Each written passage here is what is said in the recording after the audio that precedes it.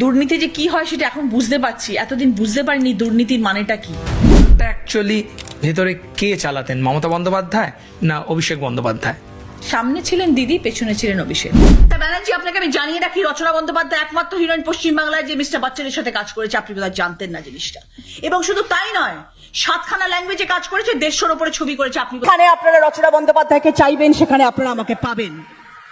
জয় বাংলা,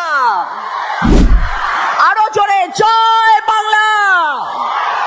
কয়লা চোর, মাটি চোর, ত্রাণ চোর, রেকর্ড হবে, রেকর্ড রেকর্ড ভোটে জয়ী হবে তৃণমূল কংগ্রেস। যেদিন ফলাফল বেরোলো 2026 নির্বাচন, যারা দুপুর 2টো অবধি জয় বাংলা বলছিলেন, তারা হঠাৎ করে 5টার পর মানুষের দেওয়া রায় দেখতে পেয়ে তারা হঠাৎ করে গেরুয়া আবির এবং গেরুয়া কাপড় মাথায় বেঁধে দিদি নাম্বার 1 থেকে রচনা ব্যানার্জিকে সাসপেন্ড করা হলো। তবে বন্ধুরা, সবচেয়ে হাস্যকর বিষয় হলো তৃণমূল হারার সাথে সাথেই রচনা ব্যানার্জি পোল্টিবা শুরু করে দিয়েছে, যার কিনা একসময় আমরা গর্জন শুনতাম অনেক রকম, কিন্তু সেই রচনা ব্যানার্জি আজ পোল্টিবাস করতেছে, যেইটা নিয়ে বহু তর্ক বিতর্ক চলতেছে যে এত কম সময়ের মধ্যে কিভাবে পোল্টিবাস করতে পারে। তো যাই হোক প্রিয় দর্শক, সরাসরি রচনা ব্যানার্জির সেই ভিডিওটা আপনাদের মাঝে দেখাবো কিভাবে পোল্টিবাস করলো, তার সাথে সাথে রচনা ব্যানার্জিকে বাংলার মানুষ কিভাবে দেখছে। তো দর্শক শ্রোতা, চলুন আগে আমরা ভিডিও স্ক্রিনে চলে যাই। আমি এনসিপিআই কন্টিনিউ করবো, আমি বিজেপিতে ঢুকবো, আমি কংগ্রেসে ঢুকবো, আমি সিপিএম এ ঢুকবো, সেটা আমার ইচ্ছে।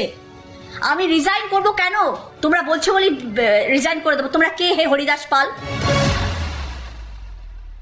এই মুহূর্তে আমার সঙ্গে যিনি রয়েছেন তাকে বলা হচ্ছে বর্তমান যে রাজনৈতিক পরিস্থিতি তাতে অন্যতম বেসুরো সাংসদ রচনা বন্দ্যোপাধ্যায়।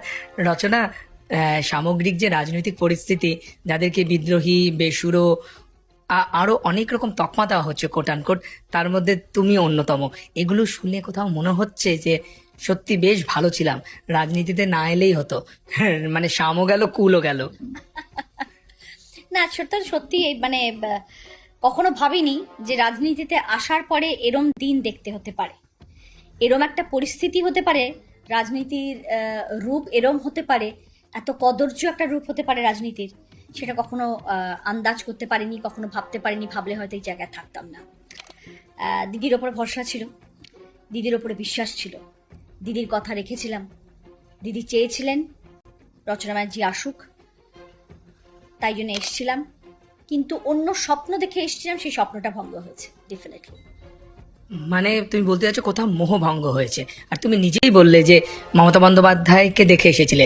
সো যে মমতা বন্দ্যোপাধ্যায় তোমাকে হাত ধরে রাজনীতিতে নিয়ে এলো এবং তুমি জিতলে, সাংসদ হলে, পালা বদলের পর এমন কি হলো যে সে মমতা বন্দ্যোপাধ্যায়ের দল এবং হাত ছাড়তে তুমি বাধ্য হলে? দেখো, বলতে গেলে তো অনেক কথা বলতে হয়, এত কম সময়ের মধ্যে হয়তো এত কথা বলতে পারবো না।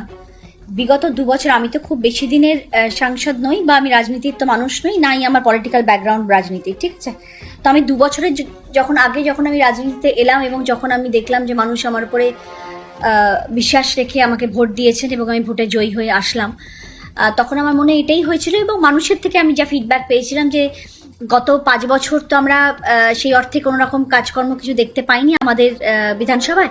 আশা করব আপনাকে ভোট দিয়ে আমরা সেই জিনিসটা পাবো, এই আশায় তারা ভোটটা দিয়েছিলেন এবং সেই আশায় ভোট দিয়ে রচনা বন্দ্যোপাধ্যায়কে জিতিয়েছিলেন। এই যে সবাই এখন বড় বড় কথা বলছেন যে রচনা ব্যানার্জি বা বাকি সাংসদ, 20 জন সাংসদ বা এই 60-70 জন বিধায়ক যারা পদ ছেড়ে চলে গেছেন, তারা সবাই তৃণমূলের লোগো ছিল, মমতা বন্দ্যোপাধ্যায়ের মুখ ছিল বলে জিতেছেন, ডেফিনেটলি সেটা অনস্বীকার্য নয়।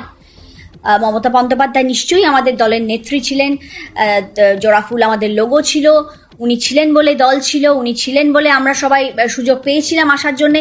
কিন্তু লড়াইটা আমাদের ছিল, আমরা লড়াই লড়েছিলাম, বাকিরা তো ডেফিনেটলি লড়াই লড়েছে। আমাকে সিটটা কেন দেওয়া হয়েছিল, সাধারণ মানুষকে জিজ্ঞেস করলেই উত্তরটা পেয়ে যাবেন। কারণ আমি রচনা বন্দ্যোপাধ্যায় ডিফেন্স স্টার, আমি রচনা বন্দ্যোপাধ্যায় দিদি নাম্বার 1। আমার ফেসটাকে কাজে লাগানোর জন্য হুগলি সিট আমাকে দেওয়া হয়েছিল, নাকি আমি একটা সাধারণ মধ্যবিত্ত পরিবারের অচেনা অজানা একজন মানুষ যাকে ধরে বেঁধে নিয়ে আসা হয়েছিল। না, সেটা তো করা হয়নি।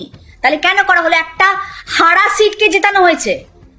2019 সালে রত্না দেনাক সেই সিটে হেরেছেন, তারপর সেখানে লকেট জয়ী হয়ে এসেছিলেন। এবং লকেট জয়ী হয়ে আসার পরে Locket is a very efficient political leader, আমার থেকে সিনিয়র সে পলিটিক্যাল, নিশ্চয়ই সেই সম্মানটুকু তাকে দেওয়া উচিত। এবং তাকে হারানোর জন্যে দিদির দরকার ছিল এমন একটা নাম, এমন একটা ফেস যে লকেটের পাশে গিয়ে দাঁড়াতে পারে, তাই জন্য রচনা বন্দ্যোপাধ্যায়কে নিয়ে আসা হয়েছে। মানতে হবে এটা।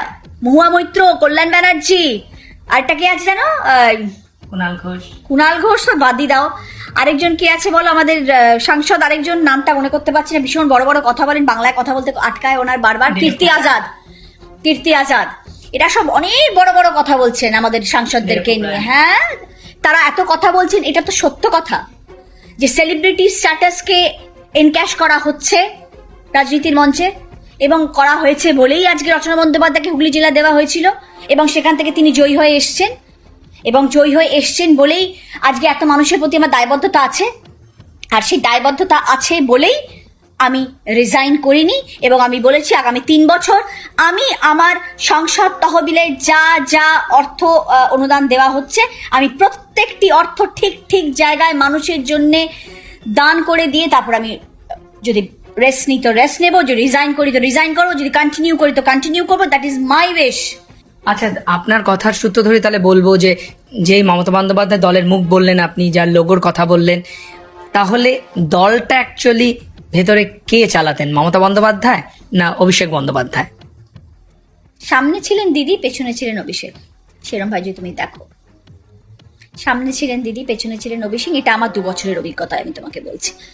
বাকিরা যারা অনেক সিনিয়র লিডার্স রয়েছেন, অনেক বছরের তাদের অভিজ্ঞতা, তারাও তোমাকে এইসব প্রশ্নের অনেক বেশি ভালো উত্তর দিতে পারবে। আমি তোমাকে সেই উত্তরগুলো দিতে পারবো যে উত্তরগুলো আমি 2 বছরে ফেস করেছি। আমার কনস্টিটুয়েন্সি, আমার দিদির সাথে ইন্টারাকশন, আমি যখন দিদির থেকে কোনো হেল্প চেয়েছি, দিদি আমাকে কতটা হেল্প করেছেন। তুমি অফিসিয়ালি জানিয়েছিলেন প্রচুর কিছু, অনেক কিছু, যা যা লুপহোলস দেখতে পেয়েছি সব জানিয়েছি, পাইনি কিছু রেসপন্স। যেই 20 জন তোমরা এনসিপিআইতে যোগ দিয়েছো, তাদের বলা হচ্ছে আশপাশে তোমার যেই সমস্ত সাংসদরা রয়েছেন তারা অনেকেই দুধের রাজনীতিবিদ বা দীর্ঘদিন ধরে রয়েছেন। তে কার অঙ্গুলি হেলনে বা এদের কাল অঙ্গুলি হেলনে তুমি দল ছাড়লে? দেখো, অঙ্গুলি হেলন তো আমি বলবো না। আমরা যারা, দেখো আমি তো একটা ফিল্ম ফেটার্নিটি মানুষ, তো ন্যাচারালি আমি যখন রাজনীতিতে এসেছি তখন আমার কাছে খুব ক্লোজ যারা ছিল সেটা হচ্ছে দেব এবং শতাব্দী, কারণ তারাও ফিল্মের এবং তারা টিএমসির জুনো। বাট আমি দেব আর শতাব্দীর সাথে একটু বেশি ক্লোজ, ওরা অনেক আগে এসছে। তো আমি যখন রাজনীতিতে এলাম তখনও কিন্তু আমি এদের দুজনের সাথে বেশি কমিউনিকেট করেছি, কারণ দেব তো এক তো আমার নায়ক, দেব ওপরে থাকে আমার নেবার, সবকিছু মিলিয়ে ভেরি ক্লোজ টু দেব। আর জিন্দাদি মানে শতাব্দী রায় আমার অত্যন্ত কাছের। তো আমি যখন দেখলাম যে এইরকম একটা ধরাশায়ী হচ্ছে এবং এরকম একটা খারাপ আকার নিচ্ছে দলের, আর এরম ভাবে তাসের ঘরের মতন ভেঙে পড়ছে, আমরা সবাই তো ভীষণ রকম ভাবে ডিসার্টেন্ড হয়েছিলাম এই পুরো নিউজটাতে, এবং আমরা দুঃখ পেয়েছিলাম যেটা কি হচ্ছে আমাদের সাথে। তখন যখন এই আলোচনা শুরু হয়েছিল যে আমরা দল ছেড়ে চলে যাব, আমরা এরম দলের সঙ্গে যুক্ত হতে চাই না যেখানে এত দুর্নীতি, এই বদনামের ভাগিদার আমরা হব না। মানুষ আমাদেরকে ভোট দিয়ে জিতিয়েছেন অনেক সততার সাথে, আশা নিয়ে, আমরা তাদেরকে নিরাশ করতে পারি না। এবং এইরকম একটা জায়গা যেখানে শুধু করাপশন, সেখানে অ্যাসোসিয়েটেড হয়ে থাকবো না। তখন আমি দেব এবং শতাব্দীর সাথেই এই ডিসিশনে এসেছি। আপনারা 20 জন যারা বেরিয়ে গেলেন, এদের বলা হচ্ছে অনেকের বিরুদ্ধে অনেক দুর্নীতির অভিযোগ আছে বা রয়েছে। আপনার তো সেরকম কোনো দায় ছিল না, বা আপনার পেছনে তো এরকম কোনো দুর্নীতির অভিযোগ ছিল না যতদূর জানি, ছিল কি? না গো, 2 বছরে কি দুর্নীতি, মানে দুর্নীতি শব্দটা মানে এই বিগত 1.5 মাসে এত শুনেছি না যে মানে দুর্নীতি যে কি হয় সেটা এখন বুঝতে পারছি। এতদিন বুঝতে পারিনি দুর্নীতির মানেটা কি। এই 4 তারিখের পর থেকে জানতে পেরেছি অ্যাকচুয়ালি দুর্নীতি কাকে বলে এবং কিভাবে হয় দুর্নীতি। শুধু আমি নয়, সারা পশ্চিমবাংলার মানুষ, সারা ভারতবর্ষের মানুষ, সারা পৃথিবীর মানুষ শুনতে পাচ্ছে যে পশ্চিমবাংলার রাজনীতি কোন জায়গায় নিয়ে গেছে। কলঙ্ক। দেখুন, রচনা দেবী তিনি আমার কর্মজগতের সিনিয়র। তিনি কোন ধরনের চাপের মধ্যে পড়ে কথাগুলো বলতে পারেননি বা বলেছেন, আমাদের বা সাধারণ মানুষের কান অবধি এসে পৌঁছয়নি তা আমি বলতে পারবো না। তবে হ্যাঁ, ইদানিং তৃণমূলের থেকে সরে আসার একটা প্রবণতা তৃণমূলীদের পক্ষেই দেখতে পাওয়া গেছে। এটা প্রথম দেখা গেছিল যেদিন ফলাফল বেরোলো 2026 নির্বাচনে। যারা দুপুর 2টো অবধি জয় বাংলা বলছিলেন, তারা হঠাৎ করে 5টার পর মানুষের দেওয়া রায় দেখতে পেয়ে তারা হঠাৎ করে গেরুয়া আবির এবং গেরুয়া কাপড় মাথায় বেঁধে জয় শ্রীরাম বা ভারত মাতা জয় গান জয়ধ্বনি দিয়েছেন। তো তার মধ্যে কে পড়েন বা পড়েন না তা আমার পক্ষে বলা সম্ভব নয়। তিনি ছাড়া এখন অনেকেই তৃণমূলের নানান ধরনের পাপ দেখতে পাচ্ছেন। সত্যিই কি তিনি বা তাঁরা এটা নতুন করে দেখে অবাক হলেন, নাকি ফলাফল আলাদা হলে তারা অন্য কথা বলতেন, নাকি সত্যিই যন্ত্রণায় ছিলেন, তা একমাত্র তারাই বলতে পারবেন।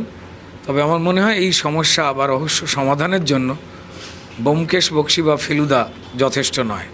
আরেকটা প্রশ্ন, যে এই যে আপনি বললেন যে হঠাৎ করে তারা দেখতে পাচ্ছে, সেখানে দাঁড়িয়ে আমরা প্রশ্ন করেছিলাম যে যদি আজকে ফলাফল অন্যরকম হতো, তাদের দলেরই মানে তাদের পূর্ববর্তী দল মানে তৃণমূলে এখনও যারা রয়েছে তারা বলছে তাহলে হয়তো এরা পরিবর্তন করতো না।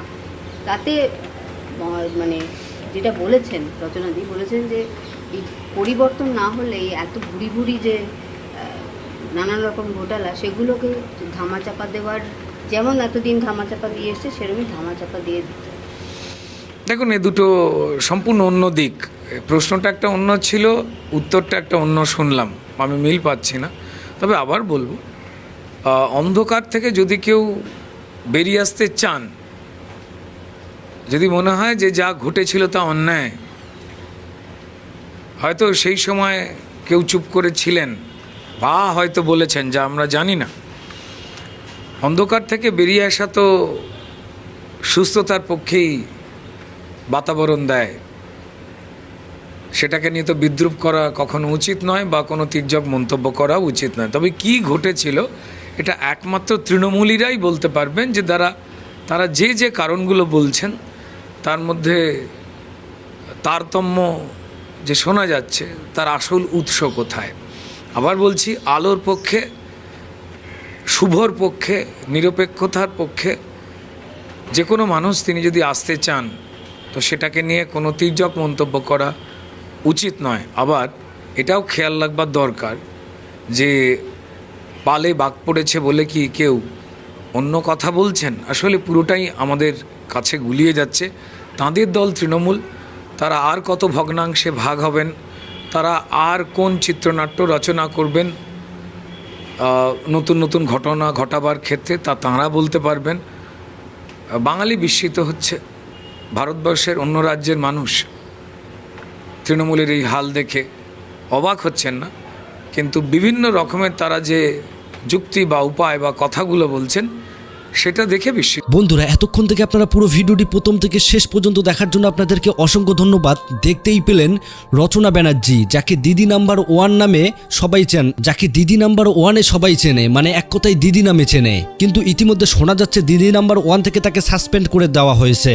তবে ভোটে হারার পর থেকেই ডিম খাওয়ার ভয়ে পোল্টিবাজ শুরু করে দিয়েছে, যেটা আপনারা পুরো ভিডিওতে দেখতেই পেলেন। এক সময় মানুষের গর্জন কি ছিল, এখন মানুষ নিস্তব্ধ হয়ে গেছে।